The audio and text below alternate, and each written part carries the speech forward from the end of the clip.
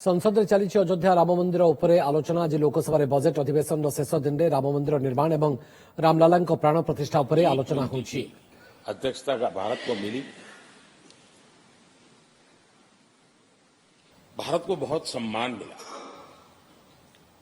देश के हर राज्य ने अपने अपने तरीके से विश्व के सामने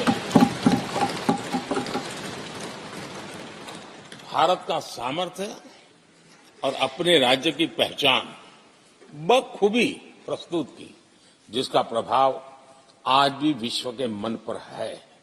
उसके साथ आपके नेतृत्व में G20 की तरह P20 का जो सम्मेलन हुआ और विश्व के अनेक देशों के स्पीकर्स यहां आए और मदर ऑफ डेमोक्रेसी भारत किस महान परंपरा को लेकर के,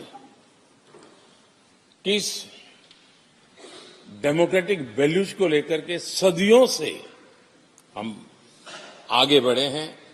व्यवस्थाएं बदली होगी, लेकिन डेमोक्रेटिक मन भारत का हमेशा बना रहा है।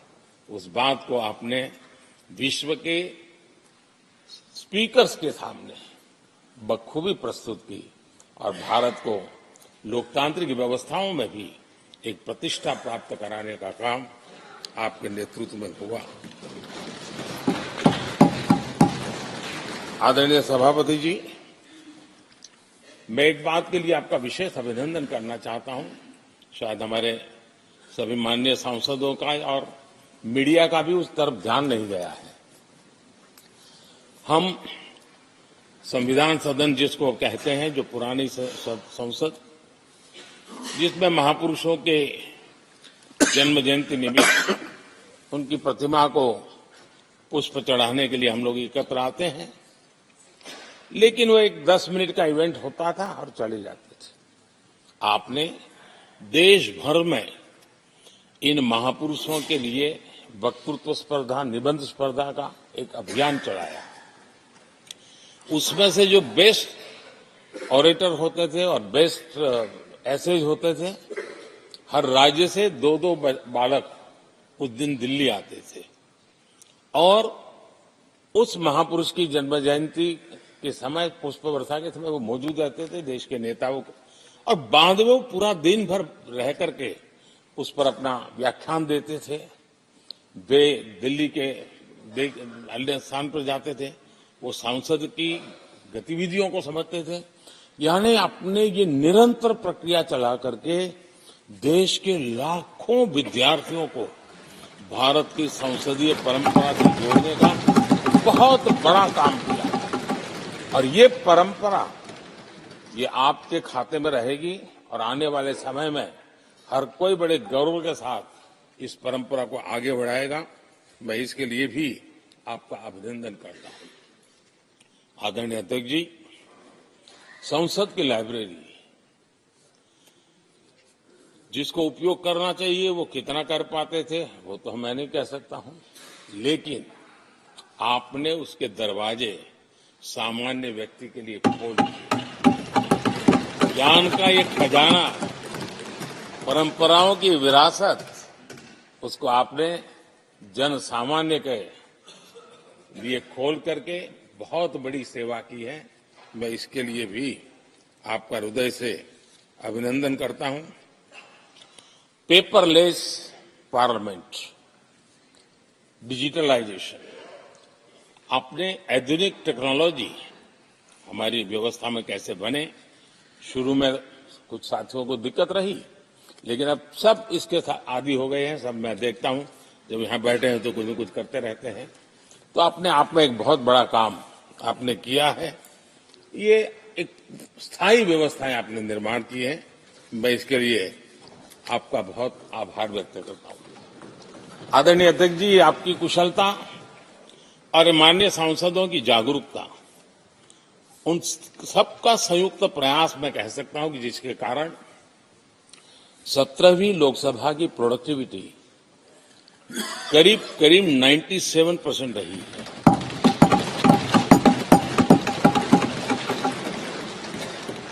97% प्रोडक्टिविटी अपने आप में प्रसन्नता का विषय है, लेकिन मुझे विश्वास है कि आज जब 17वीं लोकसभा की हम समाप्ति की तरफ बढ़ रहे हैं, तब एक संकल्प लेकर के 18वीं लोकसभा प्रारंभ होगी कि हम हमेशा 100% से ज्यादा प्रोडक्टिव वाली हमारी कार्यवाही करेंगे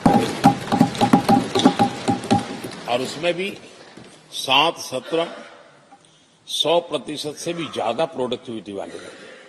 ये भी, और मैंने देखा आपने रात रात बैठ करके भी हर सांसदों के मन की बात को आपने सरकार के ध्यान में लाने का भरपूर प्रयास किया। मैं इन सफलता के लिए सभी माननीय सांसदों का और सभी फ्लोर लीडर्स का भी हृदय से आभार और अभिनंदन व्यक्त करता हूं। पहले सत्र में, 17वीं लोकसभा के पहले सत्र में दोनों सदन ने 30 विधेयक पारित किए थे। ये अपने आप में रिकॉर्ड है।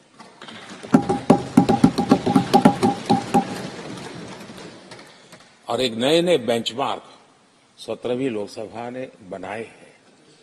आदरणीय अध्यक्ष जी, आजादी के 75 वर्ष पूरा होने का उत्सव, हम सबको कितना बड़ा सौभाग्य मिला कि ऐसे अवसर पर हमारे सदन ने अत्यंत महत्वपूर्ण कामों को नेतृत्व किया। हर स्थान पे हुआ। शायद ही कोई सांसद ऐसा होगा कि जिसने आजादी के 75 वर्ष को लोकोत्सव बनाने में अपने अपने क्षेत्र में भूमिका अदा न की हो। यानी सचमुच में आजादी के 75 वर्ष को देश ने जी भर करके उत्सव से बनाया और उसमें हमारे माननीय सांसदों की और इस सदन की बहुत बड़ी भूमिका रही है। हमारे संविधान लागू होने के 75 वर्ष, ये भी अवसर इसी समय इसी सदन को मिला है, इसी सभी माननीय सांसदों को मिला है। और संविधान की जो भी जिम्मेवारियां उसकी शुरुआत यहां से होती है और उनके साथ ये जुड़ना, ये अपने आप में बहुत बड़ी प्रेरक है। आदरणीय अध्यक्ष जी, इस कार्यकाल में बहुत ही रिफॉर्म्स हुए हैं और गेम चेंजर है। 21वीं सदी के भारत की मजबूत नींव उन सारी बातों में नजर आती है। एक बड़े बदलाव की तरफ तेज गति से देश आगे बढ़ा है और इसमें भी सदन के सभी साथियों ने बहुत ही उत्तम मार्गदर्शन किया है, अपनी हिस्सेदारी जताई है और देश, हम संतोष से कह सकते हैं कि हमारी अनेक पीढ़ियां जिन बातों का इंतजार करती थी, ऐसी बहुत से काम इस 17वीं लोकसभा के माध्यम से पूरे हुए। पीढ़ियों का इंतजार खत्म हुआ। अनेक पीढ़ियों ने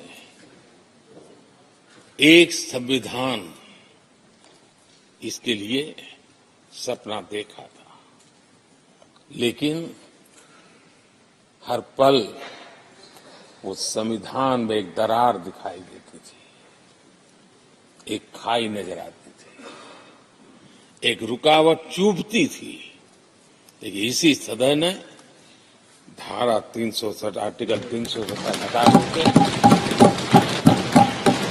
संविधान के पूर्ण रूप को, उसके पूर्ण प्रकाश के साथ उसका प्रकटीकरण हुआ।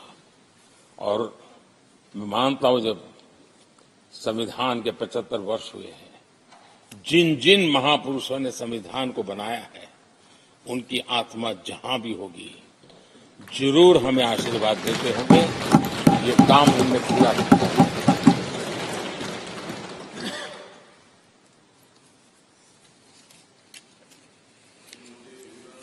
कश्मीर के भी, जम्मू कश्मीर के लोगों को सामाजिक न्याय से वंचित रखा गया था। आज हमें संतोष है कि सामाजिक न्याय का जो हमारा कमिटमेंट है, वो हमारे जम्मू कश्मीर के भाई बहनों को भी पहुंचा करके हम आज एक संतोष की अनुभूति कर रहे हैं।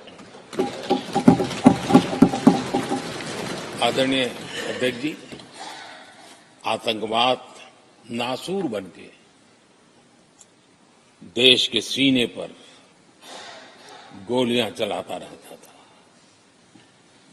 मां भारती की धरा आए दिन रक्त रंजित हो जाती थी। देश के अनेक वीर होनहार लोग आतंकवाद के कारण बलि चढ़ जाते थे। हमने आतंकवाद के विरुद्ध सख्त कानून बनाए, इसी सदन ने बनाए। मुझे पक्का विश्वास है कि उसके कारण जो लोग ऐसी समस्याओं का लिए जूझते हैं, उनको एक बल मिला है, मानसिक रूप से उनका कॉन्फिडेंस बढ़ा है और भारत को पूर्ण रूप से आतंकवाद से मुक्ति का उसमें एक एहसास हो रहा है और वो सपना भी सिद्ध होके रहेगा।